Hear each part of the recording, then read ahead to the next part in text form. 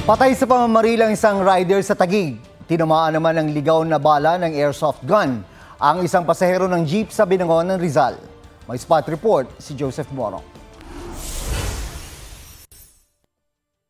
Habang binabaybay ng rider ang iskinitang ito sa barangay Bambang Taguig, tinambangan siya ng dalawang armadong lalaki.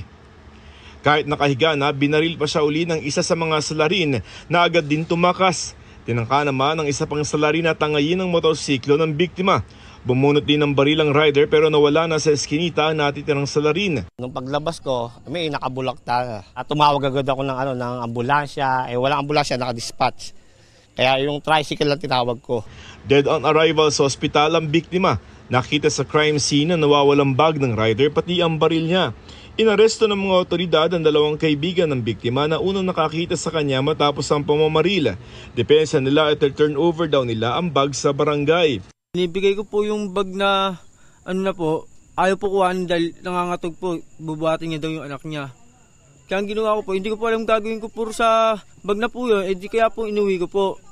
Tapos, bababa na po kami, dumating po yung mga pulis, pupunta sana po kami ng barangay po para i-surrender po yung surrender po namin. Naisip ko na lang pong kuhain yung bakal, baka mamaya po may iba rin makakuha.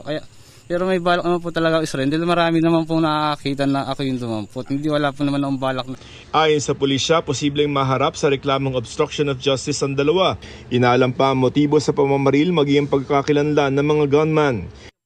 Tinamaan naman ng ligaw na bala ng airsoft gun ang isang pasahero ng jeepney sa Binangonan, Rizal. Akala ko po nung una may bumato lang sa akin. Hindi ko po siya pinapansin nung una. Pero bigla po siyang namanhid. Kaya kinuha ko po yung bimpo ko sa bag. Pinunas ko po. Tapos nagulat po ko may dugo. So ang sunod na akala ko po, nasaksak po ako ng ice pick. Kasi sabi po nung katabi ko, butas po yung damit ko. And pabilog po. 3 araw nang nakabaon ng bala sa likod ng biktima. Ligtas naman siya bagaman nakakaramdam ng sakit. Sabi po nung tumingin po sa akin na surgeon, aantayin daw po siyang umangat, then tsaka lang po siya ooperahin or tatanggalin po. Iniimbestigahan pa ng pulisya kung sino ang posibleng nasa likod nito.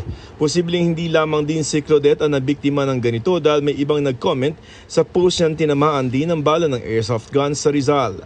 Joseph Morong, nagbabalita para sa GMA Integrated News.